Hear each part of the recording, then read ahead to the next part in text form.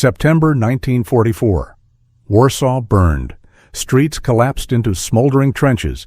Buildings stood as hollow skeletons, and the air shook with the distant thump of German artillery. Smoke rolled through the city like a slow, choking tide. And in the center of all this destruction, a single man knelt in the rubble. Hands steady, breath held, fingers brushing against a thin steel casing buried under bricks and broken plaster. The fuse assembly of a German SC-250 bomb. A quarter-ton of explosives, enough to erase the entire street and everyone hiding in its basements. The man leaned closer, sweat running into his eyes despite the icy air. His name was Tadeusz Sowiński, a Polish sapper who had already disarmed more than 50 unexploded bombs inside the ruined city, some with damaged fuses, some placed intentionally as traps, some buried under the bodies of the dead. Every bomb he touched carried one simple truth. One mistake, one vibration, one slip of a tool, and he would be vaporized. But Tadeusz didn't flinch. He wasn't just saving buildings. He was saving the last fragments of Warsaw, one trembling breath at a time. Behind him, a young runner from the resistance whispered, "Sir, can that one be moved?" Tadeusz didn't look up. "No," he said quietly. "We do it here." The boy swallowed. In the open? Tadeusz finally glanced back, eyes calm, voice steady. Either here or nowhere. He turned back to the bomb and began. The streets around Tadeusz Sowiński felt unnaturally quiet, not peaceful, just waiting. Warsaw wasn't a city anymore. It was a minefield disguised as ruins. Every block held another unexploded bomb, another delayed action fuse, another silent killer lying under dust and shattered bricks. But to Tadeusz, silence wasn't a refuge. Silence was a warning. He slid the last brick aside with deliberate care. Beneath it, the exposed fuse housing gleamed faintly through layers of soot. A ZUS-40 delayed action fuse, one of the most feared in the German arsenal. Unpredictable, prone to spontaneous detonation, designed to kill the men who tried to disarm it. Tadeusz exhaled, the breath shaky but controlled. He whispered to himself, "You've seen worse." And he had. Weeks earlier, during the heaviest bombing of the Warsaw Uprising, he and two other sappers had worked for 30 hours straight, crawling through collapsed stairwells and burning courtyards to reach unexploded munitions before rescue teams or civilians stumbled onto them. One bomb had lodged itself inside the remains of a school. Another sat half-buried in a church nave where civilians sheltered in the crypts. He remembered the priest grabbing his hand. "Please, if it goes off—" Tadeusz cut him off. "It won't." He wasn't promising. He was trying to believe it himself. Inside that church, he had knelt exactly like he knelt now. Hands steady, heartbeat slow, tools laid out like surgical instruments. He'd pulled the fuse, cradled the explosive like a sleeping serpent, and carried it out through the shattered doorway while the priest watched with trembling hands. Every time he removed a bomb, people survived. That was enough. Now, in the ruined street, the young resistance runner shifted nervously behind him. "What do you need?" the boy whispered. Tadeusz didn't look away from the fuse. Space, quiet, and nobody within 20 meters. The boy swallowed and backed away until the street swallowed him. Tadeusz lowered his face until he was inches from the fuse. He tapped the side of the casing with the nail of his finger. A sharp metallic ring replied. "Delayed primer intact," he murmured. Good. Good meant it hadn't armed itself the moment he touched it. Not yet. He reached into the inner pocket of his coat and removed a small cloth-wrapped tool set, pliers, a thin screwdriver, 2 brass wedges, and a makeshift extractor he'd built from scavenged steel. His tools weren't military issue. Poland had run out of those long ago. Everything he carried was improvised. But improvised tools had saved his life countless times. He inserted the screwdriver into the narrow gap of the fuse housing. The metal moaned softly, the sound of steel that could kill him with a twitch. He froze, waited, listened. Nothing. He turned the screwdriver a few millimeters. Inside the fuse, a hair-thin firing pin shifted with the faintest click. Tadeusz felt his pulse rise. If it's armed, that's the end. He closed his eyes and counted to 3. 1, 2. He pulled the housing free in a single controlled motion. A second click echoed inside. He held his breath. The bomb didn't detonate. Tadeusz opened his eyes, thin lines of sweat running down his dusty face. "That's one," he whispered. But Warsaw wasn't done with him. Hours later, as dusk closed in and German artillery thundered in the distance, a runner sprinted down the street toward him. "Sir, another one, a big one, near the hospital." Tadeusz stood immediately. "Show me." They ran through the broken streets, past burning apartments and bodies covered with sheets. At the hospital entrance, a doctor met him, coat torn, eyes hollow. "It's in the courtyard," the doctor said. "People. We can't move them." Tadeusz nodded. He walked through the doors, past nurses bandaging wounded fighters, past civilians lying on mats, past a girl crying quietly as a surgeon stitched her leg. In the courtyard lay the bomb. A 500-kilogram monster, nose buried deep in the soil, tail fins sticking out like the bones of a giant. German engineers would have needed machinery to handle it. Tadeusz had his hands. He knelt beside it and brushed away the dirt. Fresh fuse, undamaged, armed by impact. He whispered, "All right, we do it your way." Behind him, a nurse whispered to another, "Is he crazy?" "No," the doctor replied softly. "He's the reason this hospital is still standing." Tadeusz pushed a hand into the soil, feeling around the fuse collar, mapping the shape by touch alone. A whistle sounded overhead, another shell landing nearby. Dust rained down. The ground shook. The bomb shifted. Anyone else would have run. Tadeusz didn't move. He pressed one hand flat on the bomb casing, grounding himself against it, and forced a steady breath. "You don't get to take these people," he whispered to the bomb. Then he reached for his tools. The courtyard around the hospital felt frozen in time, as if the entire world held its breath with Tadeusz. He pressed his ear lightly against the bomb's side. Inside, faint metallic ticking echoed. The sound no sapper ever wanted to hear. A chemical time delay fuse. If it had activated, the acid capsule inside was slowly eating through a thin wire. When it reached the end, detonation, no warning, no mercy, just a crater where the hospital once stood. A nurse standing in the doorway choked out, "How long until, Tadeusz raised a hand. "Don't ask, don't think about it." Because the truth was, he didn't know. It could be 5 hours, it could be 5 seconds. He slid both hands under the tail fins, feeling the soil crumble between his fingers. He whispered to himself, "You've got one chance." He started with the tail fuse assembly, the only accessible point.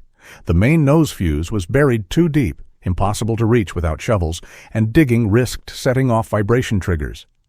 Tadeusz inserted a thin steel rod, twisting gently, then stopped. A second fuse. A trap. The Germans had begun installing them in late '44. Secondary detonators meant to kill sappers who survived the first attempt. He exhaled slowly through his nose. "They're learning," he thought, "and they're adapting faster than we can." He adjusted his grip, careful not to let his shadow fall over the fuse. Certain metals reacted to temperature changes. Behind him, one of the doctors whispered, "Why doesn't he just cut the wire?" Another answered, "Because it's not one wire, it's many, and cutting the wrong one." He didn't finish. Tadeusz gently scraped away more dirt, revealing a hair-thin seam in the fuse casing. He froze. A trembler switch. If the bomb moved even a few millimeters, the firing pin inside would snap forward.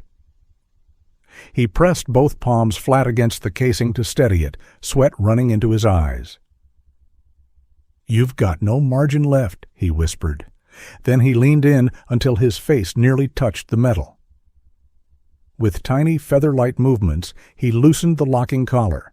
He adjusted the improvised extractor. And then He pulled. A soft click. His pulse hammered in his throat. Nothing happened. He removed the secondary fuse and held it in his hand. It was smaller than a finger, but heavy with death. Behind him, the nurses gasped. He wasn't done. He still had to remove the main detonator buried in the soil. He dug slowly, carefully, removing teaspoon-sized clusters of earth with his fingers. Each second was torture, each breath a negotiation with fate. Shells continued falling across the city. The courtyard shook again. Dust drifted down. The bomb shifted a hair's breadth. Tadeusz closed his eyes. "Not yet," he whispered. He used both hands to stabilize it until the tremor passed. Then he kept digging. After 10 minutes that felt like a lifetime, his fingertips brushed metal. The main fuse. He gently cleared the dirt from its edges, then wedged his brass tools around it. He paused. A memory flashed through his mind. His partner, Marek, killed by a similar device 2 months earlier. A misaligned extractor. A half-second delay. A flash of white light. Tadeusz clenched his jaw. Not today. He tightened his grip, counted silently. 1, 2, 3. And pulled the main fuse free. For a moment, the world seemed to stop. Then finally, he exhaled. The hospital didn't explode. The courtyard stood intact, and the exhausted doctor let out a shuddering sigh. You just saved hundreds." Tadeusz didn't look up. He stared at the fuse in his hands, at the thin metal shell that could have erased them all. His fingers trembled for the first time that day. But Warsaw wasn't done with him. Within an hour, another runner arrived. "A bomb near the sewer entrance," he shouted, "and another in the tram tunnel. People are trapped." Tadeusz wiped the dirt from his hands, picked up his tools, and stood. "We go." "No rest?" the nurse asked softly. He paused. "Warsaw isn't resting," he said. "Neither can I." And he walked back into the ruins. The sewer entrance bomb was worse. A spring bomb cylindrish 1000, a 1-ton bomb capable of ripping a hole through 3 streets. It lay wedged inside a collapsed doorway, surrounded by cracked stone beams. A small crowd of civilians, dirty, exhausted, terrified, watched from behind barricades. An old man clasped Tadeusz's hand. "My family is still inside," he whispered. "Please, I beg you." Tadeusz squeezed his hand once, then approached the bomb. He crouched, brushing away plaster with the back of his glove. The tail fins were crushed. The fuse was warped. This one couldn't be extracted cleanly. He would have to remove the detonator manually, by opening the casing. No sapper would ever choose that option, unless there was no choice. He whispered, "All right, let's see your teeth." He removed a knife and began cutting a narrow seam along the casing, the sound of metal scraping metal echoing in the ruined chamber. Every second, dust fell. Every second, bricks groaned overhead. Every second, his hands moved with inhuman steadiness. A child cried from the darkness of the sewer tunnels. "Tato, hurry! The man is working!" Tadeusz heard it. His hands didn't change pace. Not faster, not slower. Perfect, controlled, deadly calm. He reached inside the opened casing, felt the firing mechanism, found the detonator. It was warm, activated, ready. He closed his eyes for one heartbeat, not in fear, but in focus, and pulled the detonator free. A single soft clink echoed on the stone floor. Then silence. Complete, profound silence. People began to cry. Others knelt. Others whispered prayers. Tadeusz stood, wiped cement dust from his coat, and said quietly, "Next." The tenement ruins pressed in around him as he crawled deeper, moving inch by inch through the jagged corridor of broken beams and crumbling plaster. Every shift of weight sent small avalanches of dust down his neck. The air was thick, stale, vibrating with the distant echoes of artillery. Somewhere behind the wreckage, someone coughed again. Faint, weak, human. Tadeusz whispered into the darkness, "I hear you." Stay awake. His hand slid across the cold metal curve of the bomb. The casing radiated that familiar chill that made his stomach clench. The tail section was crushed. The fuse housing was split, a thin spiderweb crack across the detonator cup. A fuse like this didn't forgive mistakes. Even the vibration of his own heartbeat felt dangerously loud. He brushed away debris with the tips of his fingers. Each movement had to be feather-light. A fragment of plaster broke loose and landed on the bomb with a soft tap. Tadeusz's breath caught. He froze, waited, counted the seconds in complete stillness. Nothing. He exhaled slowly and leaned closer. Behind the bomb, a narrow gap revealed a hand, small, trembling, covered in dust. The fingers curled weakly toward him, then fell still. A child, still alive. He pressed his forehead briefly against the cold metal. "All right," he murmured. "We do this fast, and perfect." He reached into his coat, pulling out a thin wedge of brass. His fingers trembled, not from fear, but from the unbearable weight of the situation. He slid the wedge under the cracked collar of the fuse, applying the smallest possible pressure. The metal gave a soft groan. His pulse hammered. If the firing pin inside was stressed by the crack, the whole building would vanish in a flash. A distant rumble rolled through the ruins as German artillery pounded another district. The ground quivered. The bomb shifted a hair's breadth. Dust rained from the ceiling.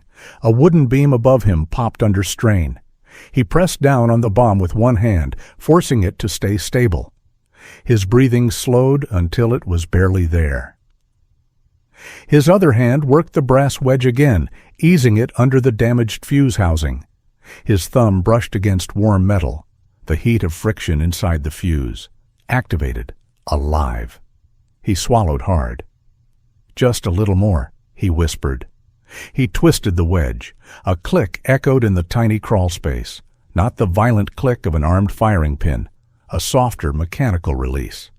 The housing loosened. He allowed himself one breath, then slid his extractor tool into place. The fuse came free in his hand. He stared at it, barely daring to believe it. Behind him, the child whimpered. He tucked the fuse carefully into his bag and pulled himself deeper into the narrow pocket behind the bomb. His knees scraped stone. His shoulders brushed sharp wooden edges.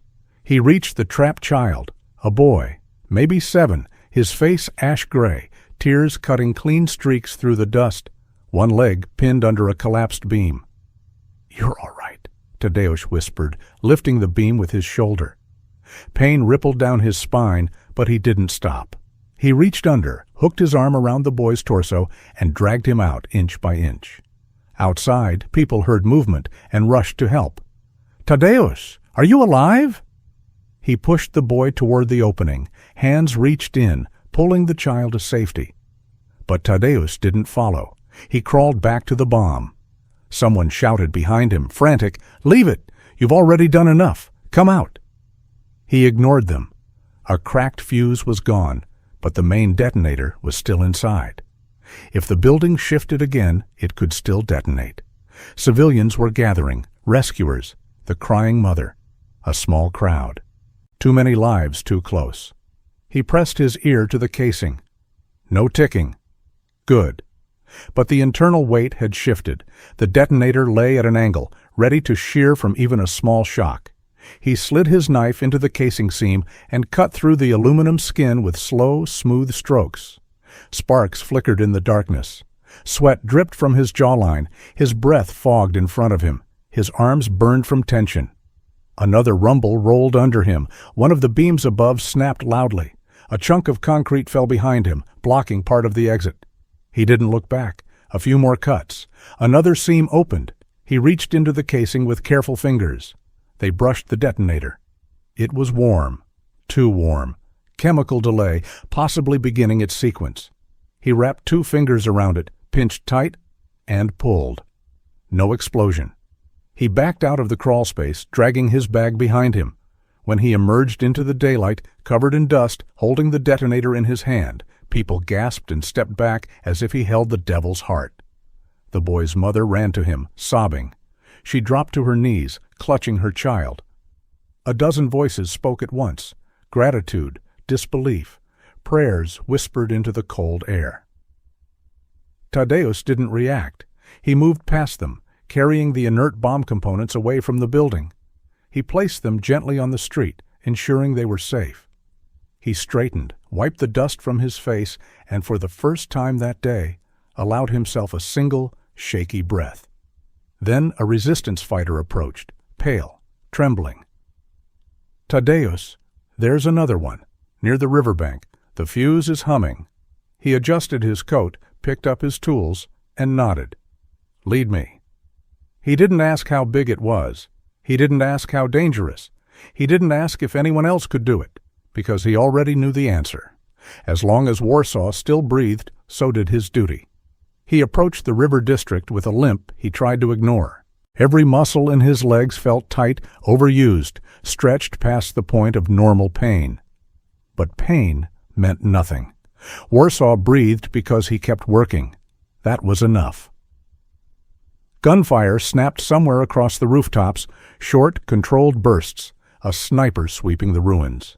The river wind carried the smell of wet ashes, burned wood, and exposed earth. When he turned the corner near the collapsed warehouse, he saw 3 resistance fighters waiting for him, pale, anxious. One of them, barely old enough to shave, stepped forward. "Sir, it's humming." Tadeusz stopped cold. Humming meant one thing, an acoustic defect fuse, one of the worst, a vibrating spring inside the mechanism, a deadly lullaby that meant the firing pin was already under tension. He didn't ask questions. He only said, "Show me." Inside the warehouse, smoke drifted in long gray ribbons. Busted crates lay open on the floor, bales of cloth smoldered against a wall, and the roof beams hung like broken ribs.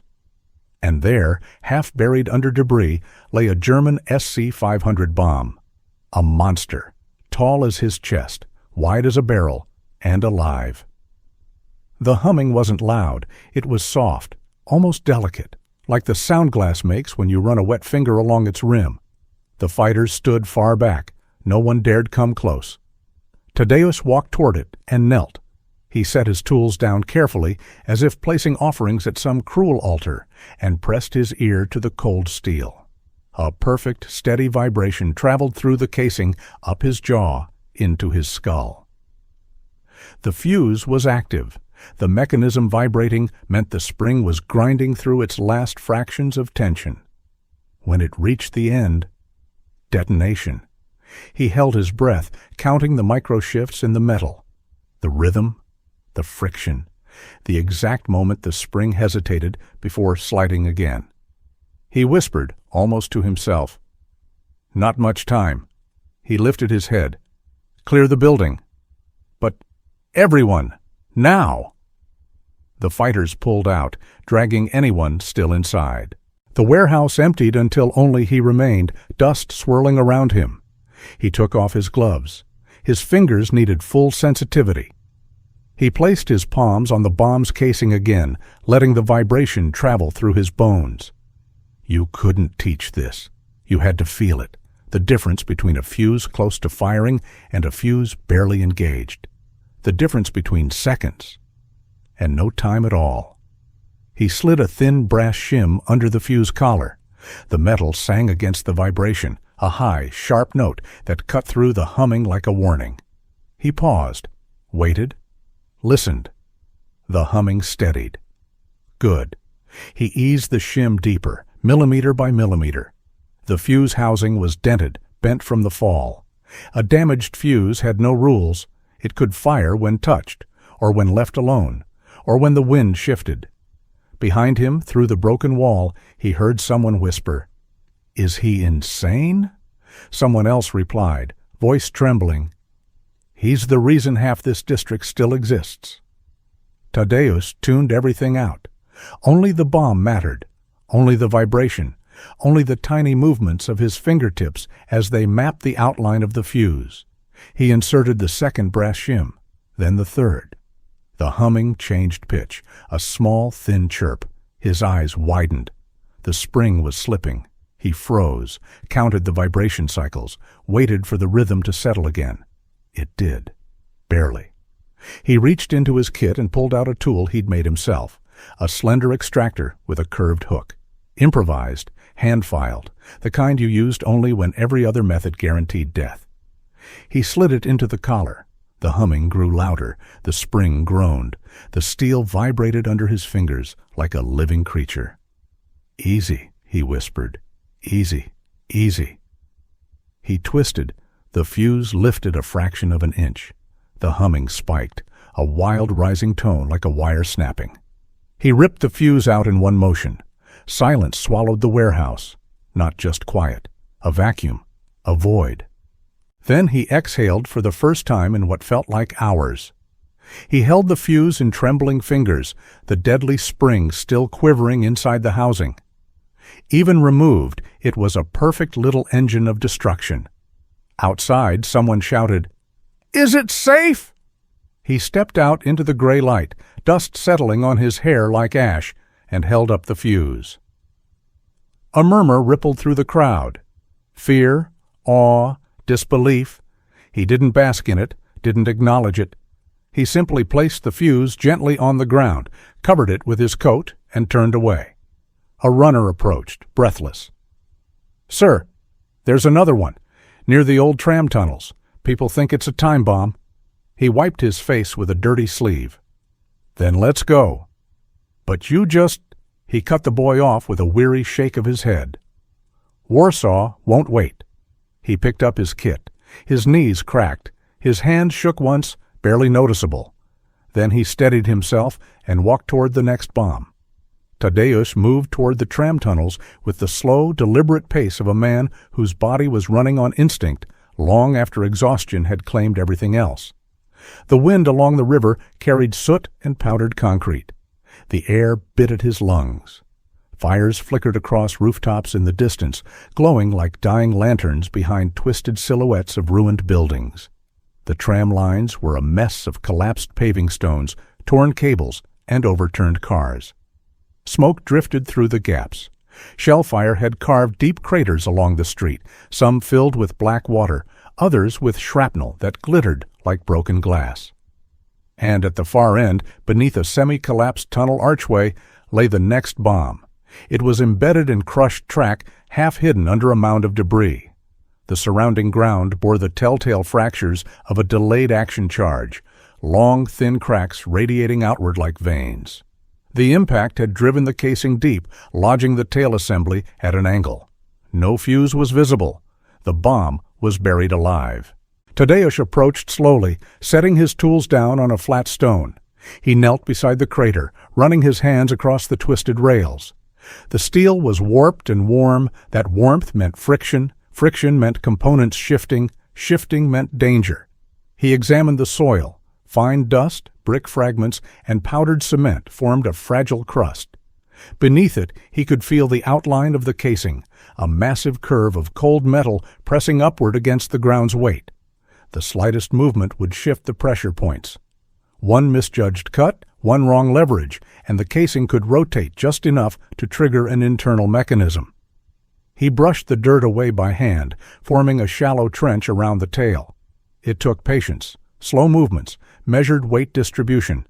Even breathing too heavily near the soil caused small slides that made his muscles stiffen. The tremors of artillery rolled through the earth every few minutes. Each wave shook the tunnel arch, sending dust raining down. He closed his eyes every time, waiting for the vibration to settle before continuing. The fuse was still concealed. That meant digging. Not with shovels. Metal against metal risked sparks. Not with picks. Vibration could kill him.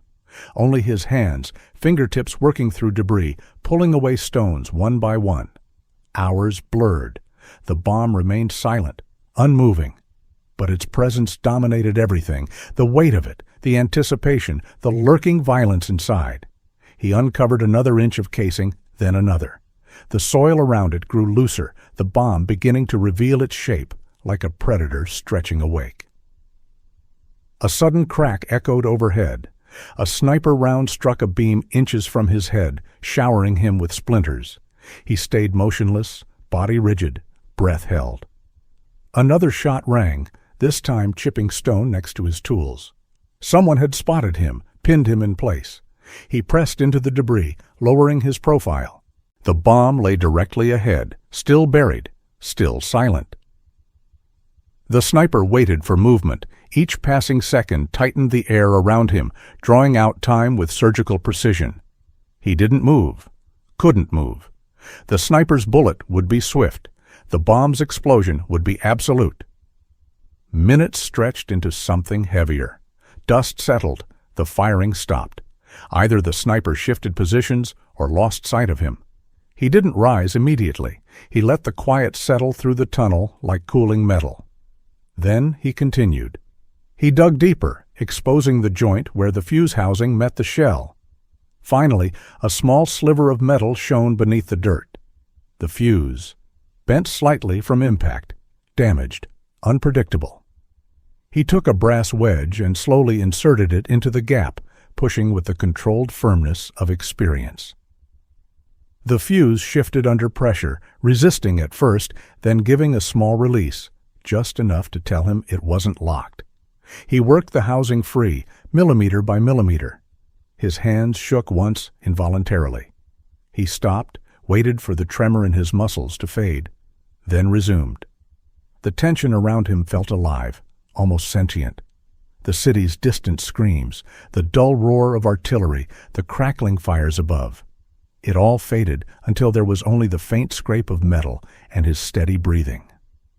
The fuse slid out, cold, heavy, coated in dust. He placed it aside carefully. But the danger wasn't gone. The main detonator still lay inside, pinned under the bomb's weight.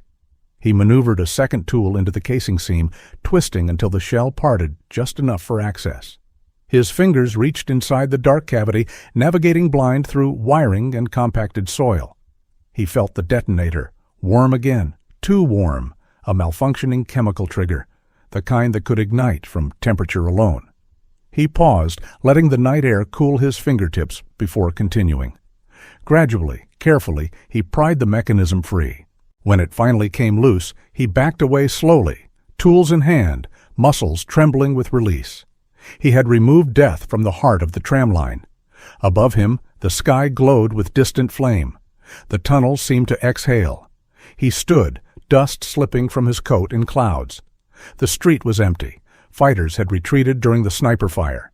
Only the ruins bore witness. He gathered the components one by one. His shoulders sagged. His knees nearly buckled. Fatigue pressed into him from every angle, but it didn't matter. Warsaw still needed him. The night wasn't over. In the distance, a new explosion thundered, another building collapsing, another alarm of people running, shouting, searching for him. He lifted his kit and began walking toward the noise, the faint glow of fire guiding his path through the broken city. He followed the sound of the explosion through a maze of buckled streets and shattered walls. Warsaw looked different at night, less like a city and more like the exposed ribs of something once alive. Fires crawled up what remained of rooftops, sending sparks into the dark like frantic insects. Every street echoed with a low, constant rumble, the kind that seeped through the bones and blurred one explosion into the next. When he reached the source of the blast, the ground was still steaming. A 4-story building had folded inward, collapsing into a single heap of burning timber and crushed stone. Smoke poured upward, thick and tinged with the sharp smell of chemical explosives. People clustered at the edge of the ruins, pale shapes moving in the flickering firelight. Tadeusz didn't slow. He walked straight to the collapse, scanning for the familiar shape of a bomb casing. Bombers often dropped clusters. One had exploded, which meant another might have burrowed deeper into the structure before failing to detonate. The debris field felt wrong, too clean in some places, too violently ripped in others. Something large had punched through the building, possibly bounced, then embedded itself. He climbed onto the debris. The stone shifted under his boots. Heat baked upward, warming his face. Every step had to be calculated. One unstable surface could collapse the pocket underneath. Beneath the debris, faint cries filtered through the cracks, someone still alive. He knelt, pressing his palm to a slab of concrete. No vibration from below. Good. The survivors were trapped, but not directly above a charge. He moved on, scanning for the outline he dreaded to find. Finally, near the center of the heap where the beam structure sagged inward, he saw it, the curved edge of a bomb casing, half hidden under layers of burned plaster. He brushed away debris, uncovering more of the shell. A German SC-250 again, but this one had taken a violent impact. The nose was buried so deep the tail end had bent upward at a twisted angle. A crack ran along the side of the casing, a long, jagged fracture that made his stomach tighten. A cracked casing meant unstable internal pressure. The explosive inside could be packed unevenly, sensitive to shock or heat. A fractured body could detonate from the smallest disturbance. Smoke drifted down from above. Sparks hissed on the metal, each one a tiny insult to an already unstable device. Heat soaked into the casing. Heat meant expansion. Expansion meant... He stopped that thought. He couldn't afford to finish it. He cleared the area around the tail slowly, shoving debris aside with his forearms, moving delicately to avoid sending vibrations through the pile. The cracked shell had to be stabilized before he touched the fuse. He searched for anything usable, broken door frames, leftover beams, chunks of stone, and arranged them around the casing, creating a cradle to hold it steady. His hands moved mechanically as if they no longer needed conscious direction. Once supported, he leaned in closer. The tail fuse was intact but slightly dented.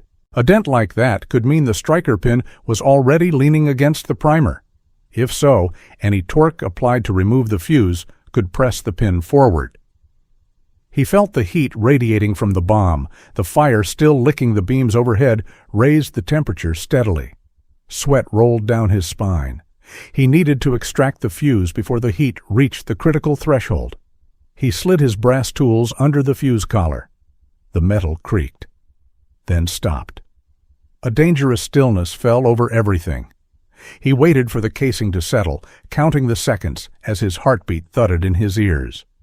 When the debris stopped shifting, he resumed, turning the collar with micro-movements no wider than a breath. The fuse resisted.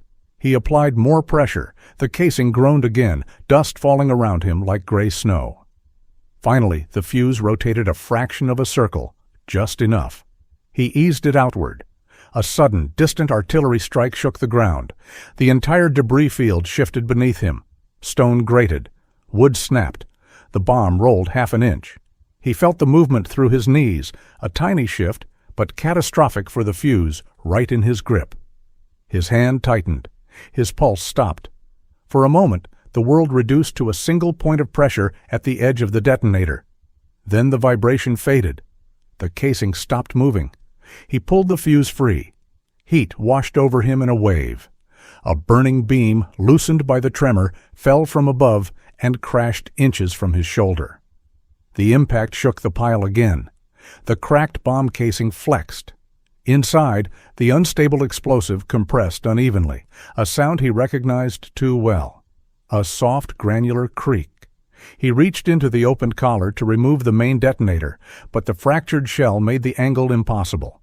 The bomb's interior pressure had shifted, pinning the detonator deep. He tried again, pushing further into the cavity, fingers brushing the warm metal. Another creak came from inside the bomb. A dangerous one, a warning. He didn't have time. He grabbed the detonator with 2 fingers, twisted hard, ignoring the searing pain as sharp metal edges dug into his skin and tore it free.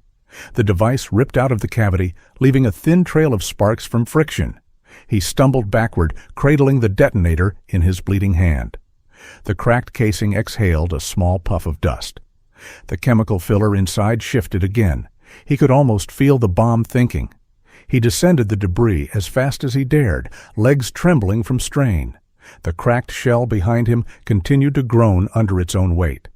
Heat climbed through the structure. The building leaned.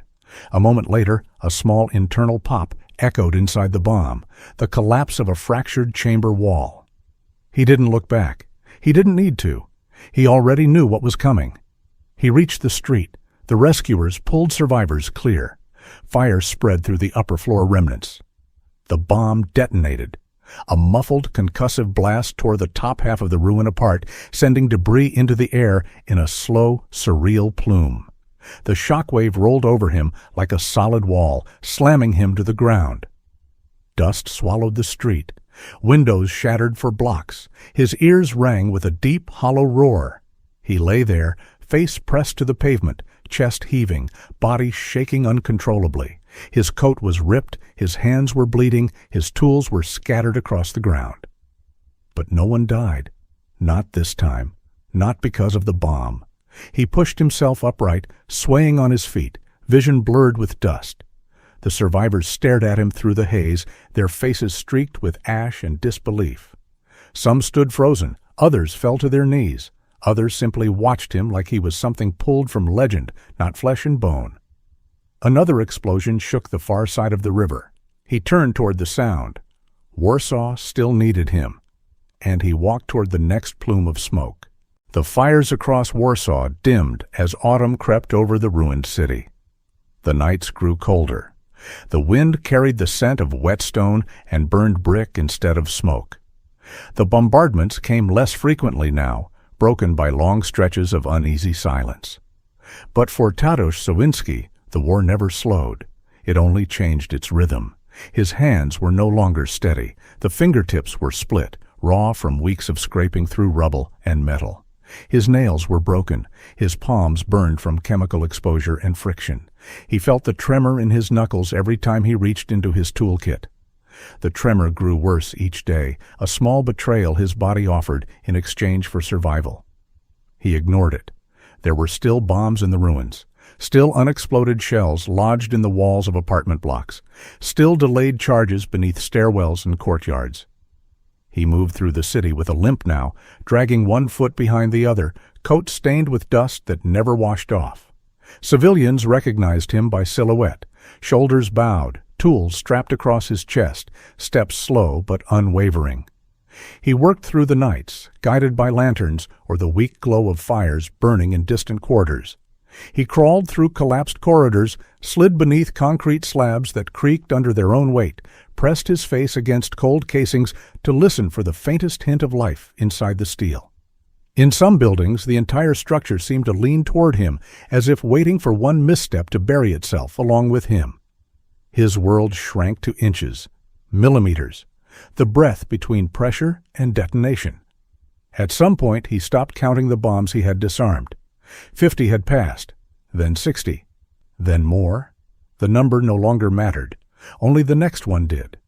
The final bomb he faced in that campaign was buried in the ruins of a post office, wedged between the shattered remains of sorting tables and broken mailbags. It had landed nose first, embedding itself deep into a layer of concrete dust.